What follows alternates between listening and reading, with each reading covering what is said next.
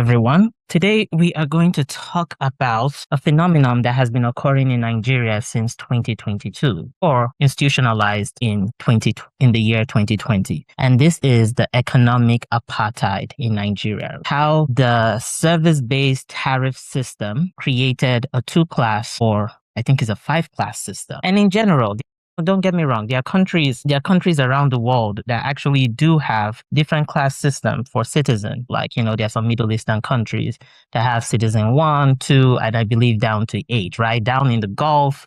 And they have this system of citizenship because, they want to keep the bloodline pure and they do not want immigrants or people outside their countries getting benefits that are supposed to be for their citizens. So the invincible economic apartheid in Nigeria can be seen as when a state ties essential services by postal codes, right? And when I mean postal codes, I mean area of location, right? Like if you're based in Asokoro or Wuse or Maitama, it's safe to say your life is going to be so much better compared to those that are living in Mararaba or in Lugbe, right? And the funny part about the area code in Lugbe is it's on your way to the airport, right? Like you're flying past a little town called Piakasa.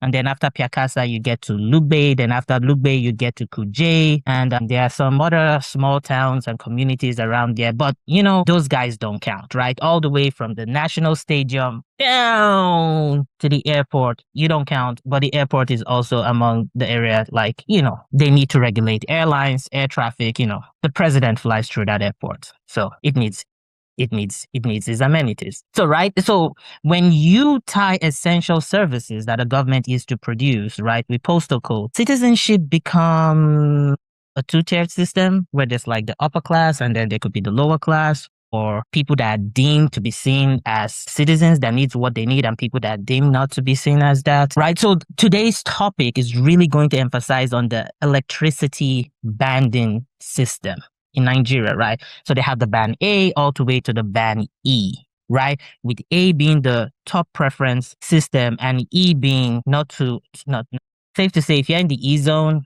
that's a tough one.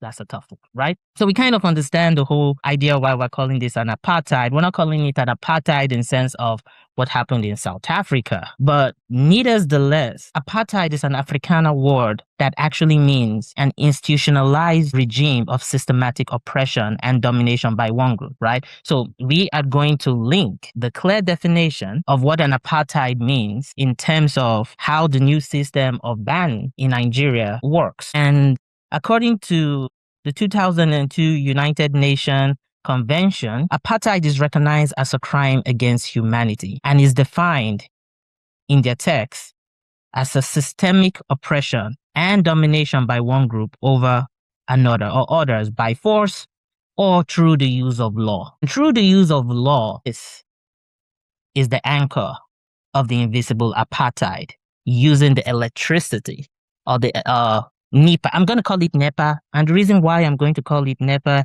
this goes back to my childhood, right? Growing up, that Sunday, 8 p.m. on Sky One, when you're trying to watch The Simpsons, and just when you sit down, NEPA takes the light. That was my childhood. Very traumatic. Needless to say, I've seen worse times, but they have changed their name 3 times, right? They were NEPA, then they moved to Power Holding Company, and now they've moved to, I have no idea what their new name is. I have read their new name a number of times, but in my notes, I just write it as NEPA. So when I call NEPA, you guys know who I'm talking about. Talking about the OGs, the people that used to like breaking your heart. It kind of reminds me of Ninetel. Does anyone remember when we had Ninetel? This was back in the days of You Got Mail or Yahoo, right? When you take out the cord from the house landline and you hold everyone hostage just to get on Cartoon Network. I'm talking about myself. Just to get on Cartoon Network to see what the internet is about. So we have come a long way with the internet. So back to the apartheid, right? Systemic oppression. The state sponsors domination by law against one group over another, right? So if you are, in Nigeria's case, we're talking about the upper class and people, the wealthy and the privileged. They're usually in the areas that has the band A. And if you're not too privileged, I guess you're going to be going to the band B, C, D, or E. All right, that's one step. Segregation by law. So depending on where you live and the line that goes through your neighborhood or your residency, that also determines the type of light you get. So we kind of have the baseline of what an apartheid means, and we kind of get the baseline that we're using the institutionalized law as an anchor to call it an invisible apartheid, right? That is just like, just creeping in and walking through the system. No one is really paying attention. Everyone is just going on and trying to get by their daily hustle and see how they can achieve something in life. Once in a while, the invisible apartheid wall hits and makes life a little bit rough, a little bit rough, right? So, brief history of the apartheid between 1948 to 1994, Population Registration Act of 1950, classified the citizens in South Africa, forced relocation, which is basically if you were Black, white, India, you all moved to different areas. Needless to say, the people of color, and most importantly, the poor people, right? Because most times segregation and discrimination is usually based on wealth, income, right? If you were born with the right bloodline, if you were born in the right household, if you were born with the right political connection, things tends to move smooth for you. But if you were not, good luck climbing that corporate ladder, right? Like you don't have the right names, you don't have the right people to back you. Needless to say, life's going to be a little bit tough on your side, right? Okay, passing of law, non-whites required to carry passports or pass restriction movement, right? So if you are non-white, you shouldn't be seen in the area of the white community. Not the thing in Nigeria, they don't stop people from getting into a community. What they just do is they raise the rent, right? So in context, right, in the federal government, I am going to say rough estimate minimum wage if you work for the federal government is $100K a month. I know a lot of you are like, you are wrong. Hey, listen, we're just trying to make them look good in the best way possible. On the private sector, determining on your skills level, minimum wage goes between 30,000 to 100,000, right? So I'm talking about if you're a security worker or a cleaner. So you times how much they're making, 100 or 30K by 12, you kind of get an idea of how much that person is making in a year, right? And if you want to live in an area with a band A, or let's not even go to band A, let's go to band C. You're going to live in an area in band C. You're talking about a rent of 1.5 to 2.5 million a year. Now that math in matting, because first of all, you're already on a deficit with how much you make and how much you can, in the community you can stay in. That's really going to define a whole lot of things. So, right, so that's the picture that they're faced with, right? So there's no laws, there's no passport, there's no one restricting you. There's just an institutionalized monetary policy, or for lack of a better word, let's call it crony capitalism, because that's the very definition of crony capitalism, right? Because I'm a defender of capitalism, but a lot of people like to mistake crony capitalism from capitalism. There's a huge, big distinction between the two.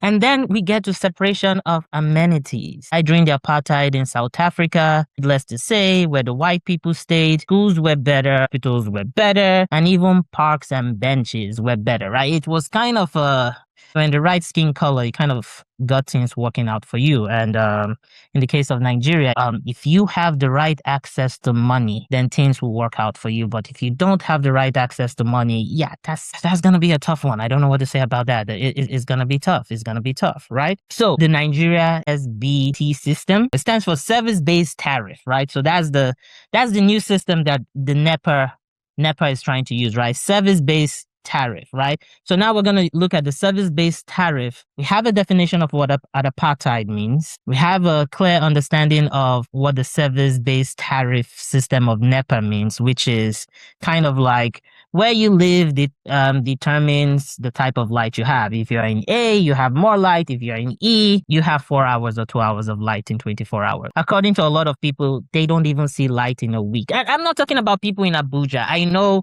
a lot of my examples are going to be talking about Abuja. I'm talking about people in Taraba, Sokoto, right? Like, those guys, right? They're still Nigerians. Some of them, based on our research, they can't even remember the last time NEPA showed up in their neighborhood. It's almost like the utility company for water, right? When I was growing up, I lived in an area in Garikitu. Yeah, water was everywhere. Couldn't get enough. And then my dad moved to his own house in Airport Road, right? My dad moved to his own house in Airport Road. And to the last time I checked, the water system doesn't work. So you either had to drill a borehole, which requires a whole lot of money, dig a well, or buy water, right? Again, still focusing on NEPA, trying to make the point of how this is an invisible apartheid. So in parallel, right?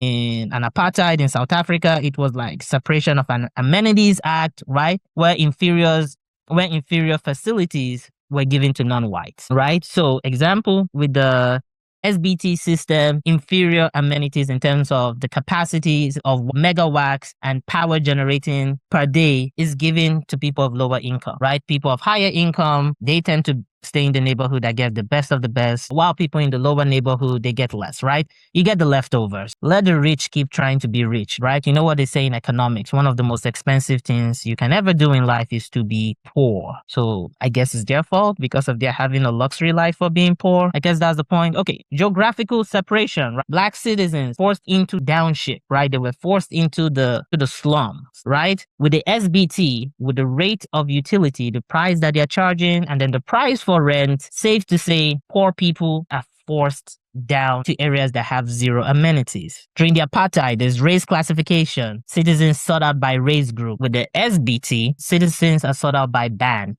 right? So if you're in band A, they kind of know you're important. And you're in band E, oof, that's a tough one. And then finally, the apartheid, stay in your designated zone was passed by law, right? Your race and your group were not supposed to go to a particular area. In the ban assignment, staying in your area of light and utility, it kind of comes with no saying. You're not going to go to someone's house, or you're not going to go to a gated community that has light to use their amenities. You are forced to stay in your own area, right? So for a recap, we have separation of laws or separation of amenities. In the SBT system, we also have the separation of ban and down to passing of laws of staying in your zone. Rent laws and zoning laws are key, right? The NEPA service, they bring in the service-based tariff with the sole aim of making utility or NEPA, like, in Nigeria, when people shout NEPA, they just mean light. So when I keep calling NEPA, I just mean light and power. That's the basic gist, right? So when you're like, hey, up NEPA, that means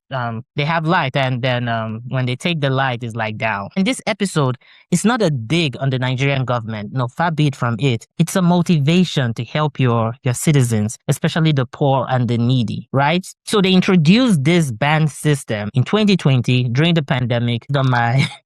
Based on talking to my friends down in Nigeria, most of them said the pandemic did happen, right? Lockdown wasn't a thing in most parts in Nigeria. But 2020 is known as the period of the pandemic. So during the pandemic was when the system was passed, had ban A. Technically, what they're saying, you have light for 20 to 24 hours a day. Not a bad deal. At the rate of 200 to 240 naira kilowatts. Tough. Band B. During the Band B area, you have light for 16 to 20 hours daily. And the price of your kilowatts is 160 naira to 190 naira. Still high. Now, remember, the minimum wage for low skewed or blue collar workers, what's like safe to say they're starting at 30 grand a month, right? Band C, the SBT system allowed light between 12 to 16 hours a day, right? So you're in Band C, you get between 50 to 52%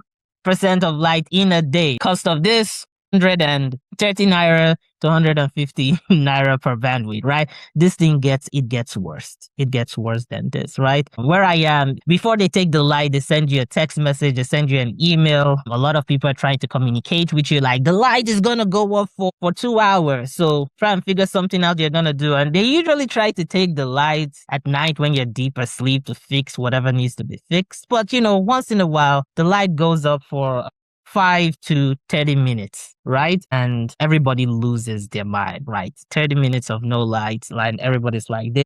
And this happens like once in 2 years. And everybody's like, this is unbecoming. This is unbecoming. You cannot take the light for 30 minutes. I'm playing video games. That's what I'm doing. I'm playing video games and you're interrupting my video games. Band D, no, right? Band D, you are afforded light for 8 to 12 hours a day at the amazing price of 100 naira to 125 naira per bandwidth.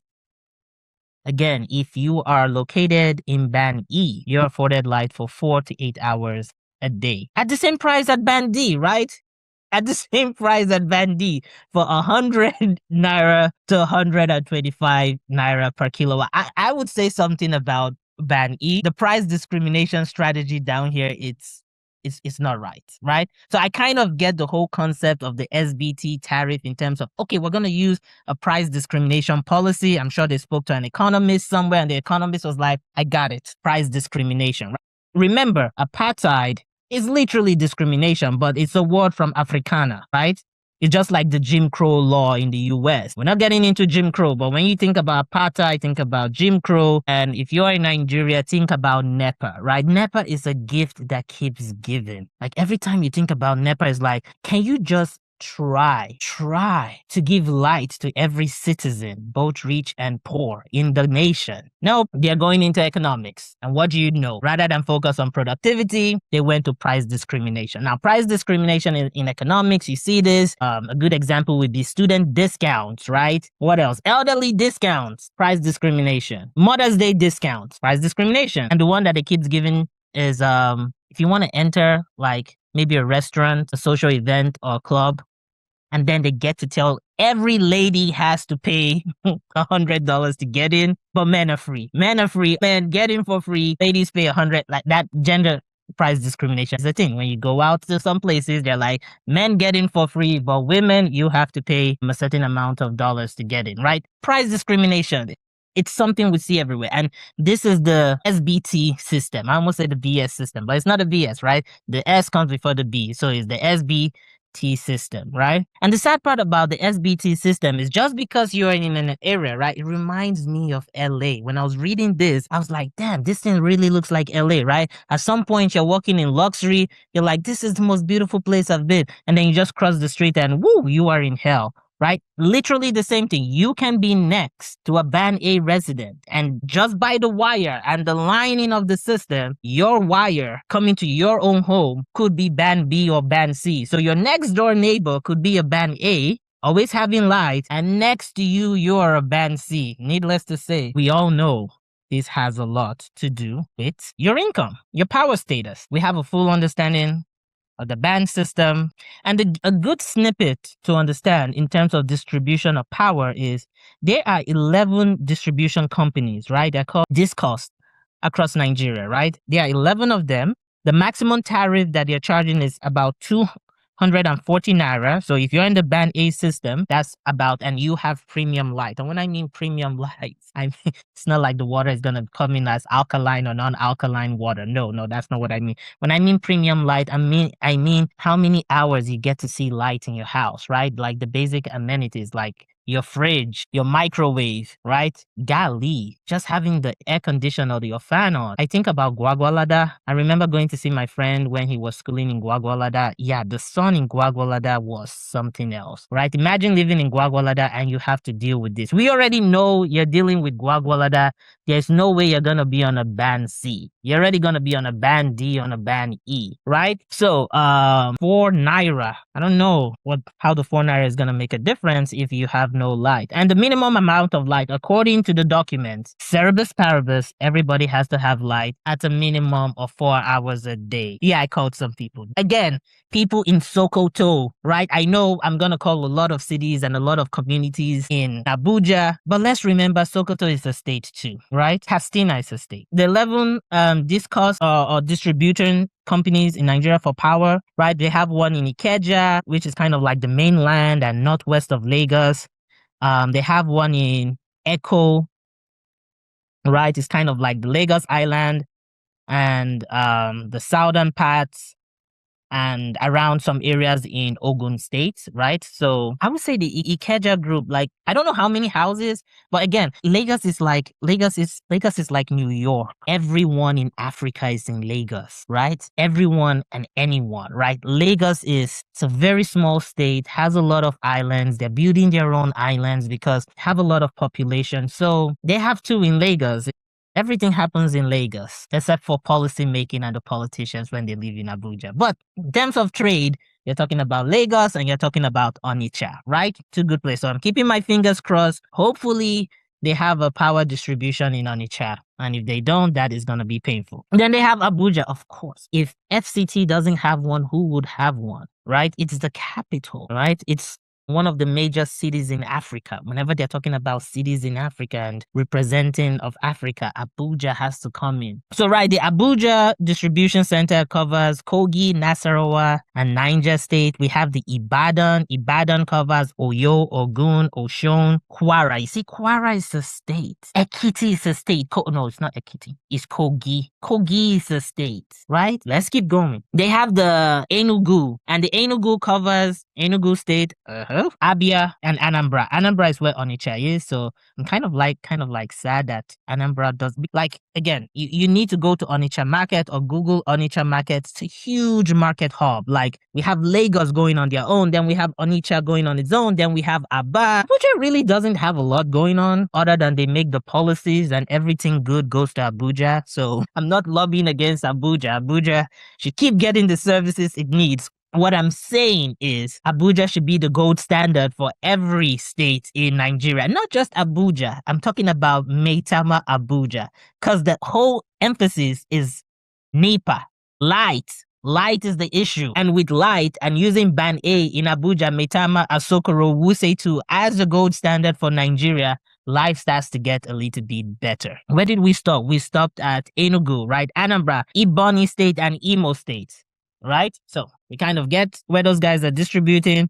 I'm going to go with Port Harcourt. They have the distribution center in Port Harcourt. It covers Rivers, Cross River, Bayelsa, and then we have Kaduna. Kaduna covers Kaduna, Jigawa. See, Jigawa is a state. Nobody wakes up one day and like, how is NEPA in Jigawa? And then Castina. We spoke about Castina earlier on, right? We know these guys, right? We have Kaduna Distribution Center. We have KB. We have Zamfara. You see, Zamfara. When last did you ever have a conversation and we're like, you know what? I passed through Zamfara and Zamfara has good light. I know the capital of Zamfara, you guys are going to be like, it has light.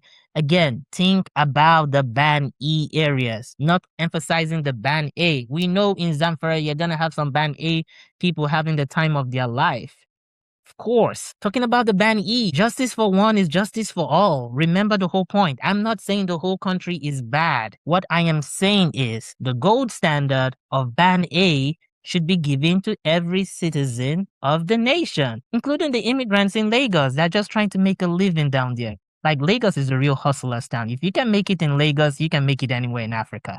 Just like if you can make it in New York, you will be fine in the United States. If you can survive New York, you can survive anything. Trust me on that, right? Then they have Jos. Jos covers Plateau, Bauchi, Benue, and Gombe. And then they have Yola. You see, Yola? Like, when last did you have a conversation and you spoke about Yola? Yola covers Taraba, Brno, Adam. When last did you have a conversation and we're like, you know what? I'm traveling to Adamawa. I'm not talking about people that live in Adamawa or you're from Adamawa. Of course, you're going to say you're going home. Where are you going to go to? I'm talking about people in Lagos, people in Onitsha, people in Aba, and people in Abuja, except for your Congress people and your senators and maybe your vice president, because the president is from Lagos, right? He's from Lagos. So what's the critical argument about the SBT, right? The critical argument is the provision of social contracts, right? The government primary duties, right? Any government primary duties, right? This is kind of the conversations they have. Every government primary duty is to provide universal amenities, not discriminatory amenities by race or by income in terms of this invisible apartheid happening, right? We're just talking about basic amenities, equal amenities to every single citizen in a nation, right? Telling lower income citizens to go to a place that have 4 hours of light a day, cerebus paribus, yeah, they pay taxes. That's not a good thing. The second anchor of the argument of why we're calling this an invisible economic apartheid is the institutionalization of poverty. Wow, that almost got my tongue rolling, right? Linking power as a feeder creation, right? So this is going to be an institutionalization of poverty. If you're in the Band E area, you have no access to light. You have no access to opportunity. You don't know how civilization is moving. Matter of fact, how many businesses or how many individuals, like speaking to you, the viewers right now, that have said, I want to start a business and I want to open a store. And you have the capital. Cerebus paribus, capital is not a problem. And the first place you think of is, you know what? I should go to a Band E area to start my business. Far be it. You will not do that. That would not even come into your train of thought. You are going to say to yourself, going to a Band E area is going to be economically bad for you in business wise, right? The third anchor of the argument of why we're calling this an invisible economic apartheid is the neglecting of your citizens. When you neglect your citizens, it provides a feedback loop of brain drain, right? Which is called Jackpa, or as a lot of people like to say, Jackpa United, right? Where the whole conversation of abled, young, smart, educated Nigerians are, how do I get out of the country? I want my life to be better. And then the next thing they're going to be thinking about is, Jackpa, I need to leave the country. There's no way. I have no light. There's no synergy. There's no way for me to work or collaborate with people so that I can make a living for myself.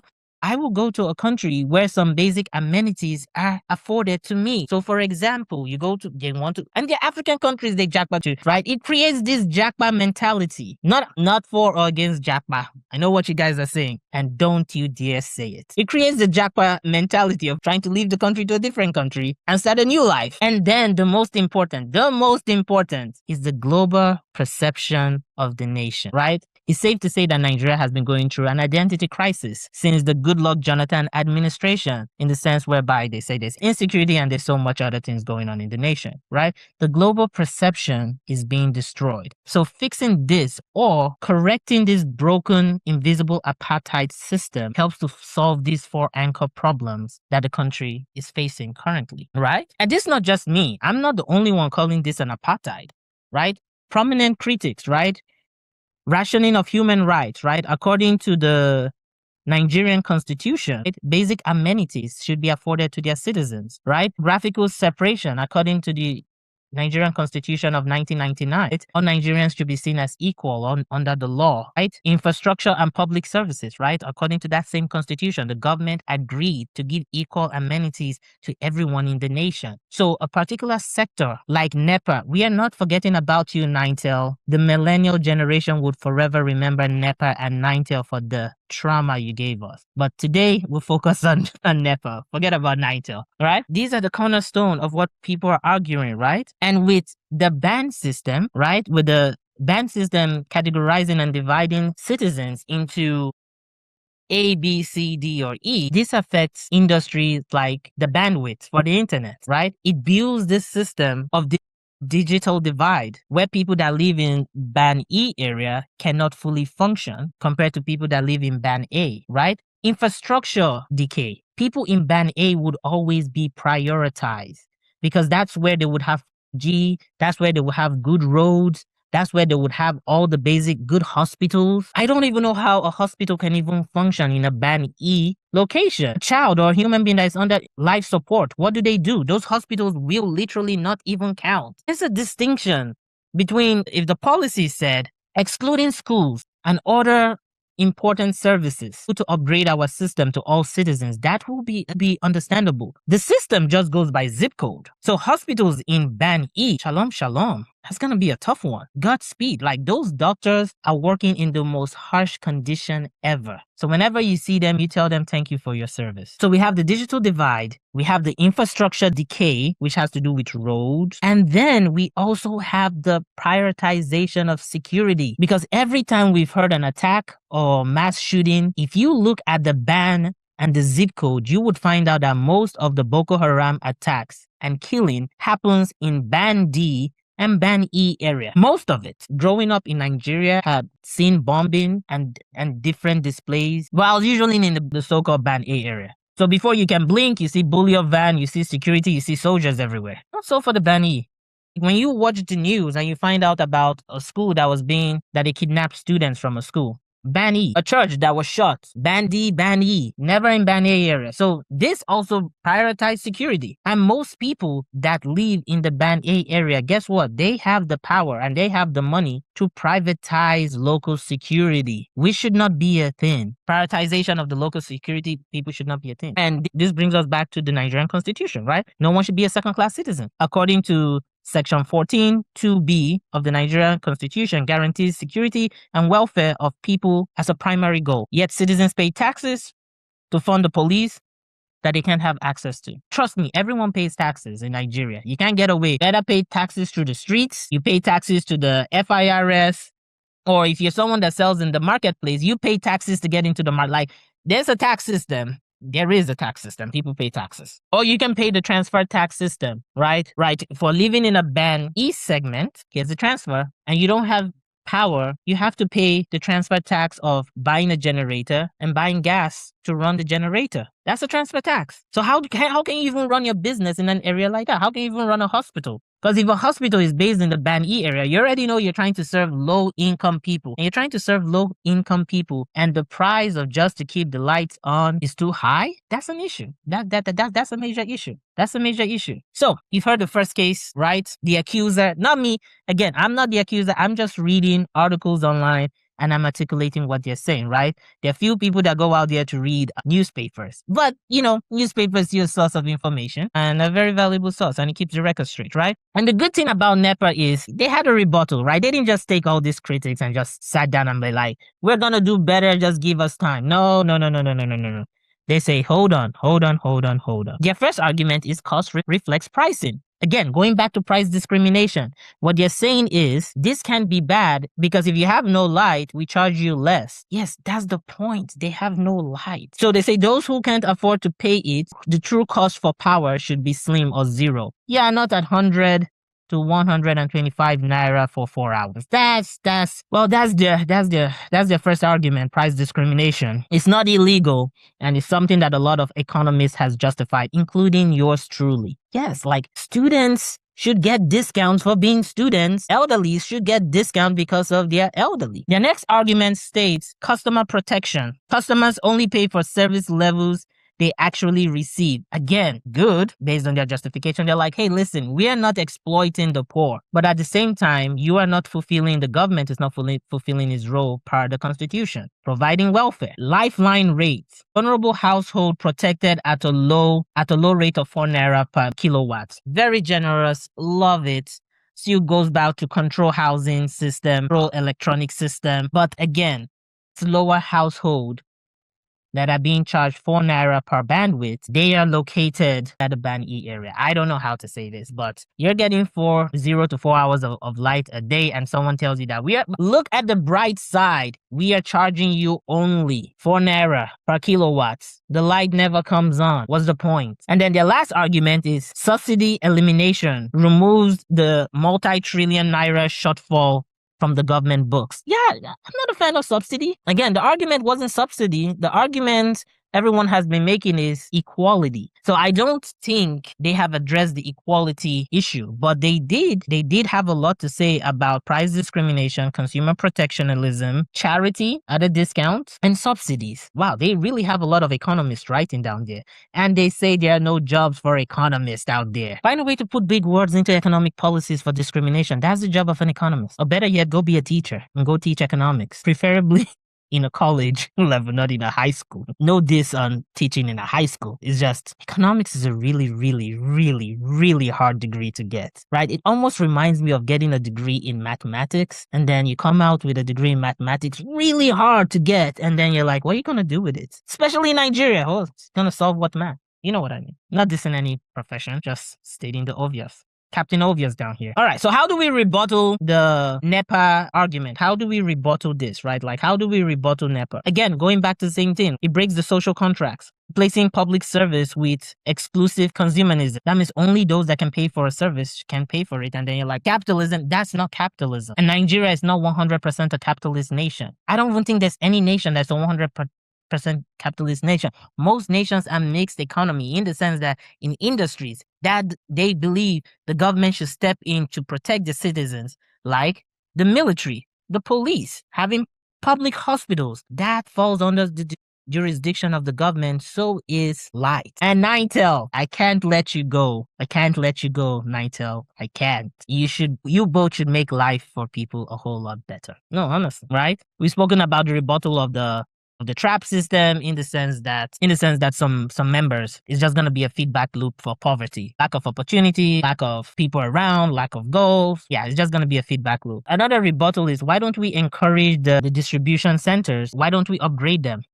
right? Centralized policies. Each distribution center should have its own budget, and each distribution center should be able to upgrade per the needs of its people, right? Because the basic gist is a nation that provides separate and unequal amenities, right? That is creating an invisible apartheid. A nation that does this creates second-class citizens, and it's a direct attack on the Commonwealth system of that country, right? Nigeria is a Commonwealth system, right?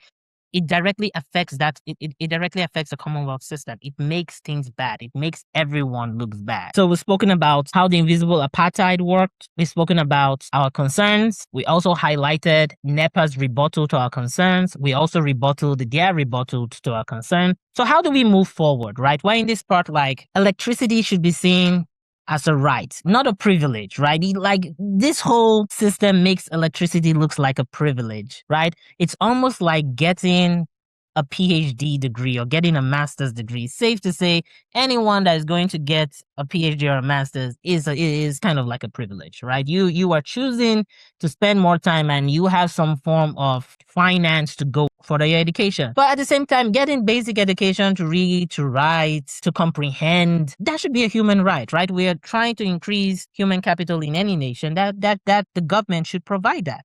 They should have some areas that they are affordable education that people can learn, especially people in low-income areas. So how do we move forward? So number one will be treat electricity as a constitutional right, not a luxury. Just out there, establishing a universal service obligation to everyone, every zip code, every household. It can be done. Trust me, it can be done. I've looked at the budget and how much money is in the budget and how much money goes into Congress and Senate. That's a lot. This can be achieved. Invest in infrastructure grids, right? Expansion of all zones. All zones in Nigeria should be a band A, both for internet, hospitals, schools. Reform the distribution center and account for more accountabilities, right? Right? People are paying money. It should be more of a transparent system. Align the electricity or of the NEPA department with the constitution. The NEPA department should follow the constitution and recognize that a nation providing separate and unequal amenities cannot stand united.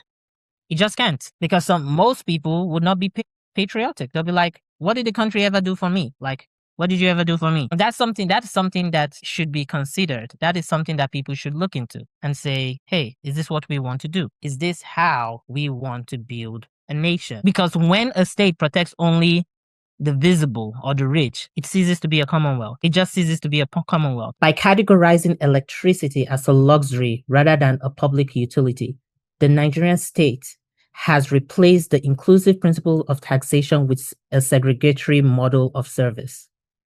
This does more than just darken the homes in the country. It creates a structural barrier to class mobility.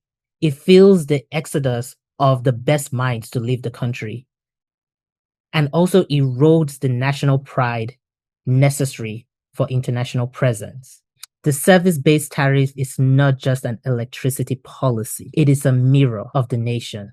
It reflects who Nigeria chooses to protect and who it chooses to leave in the dark.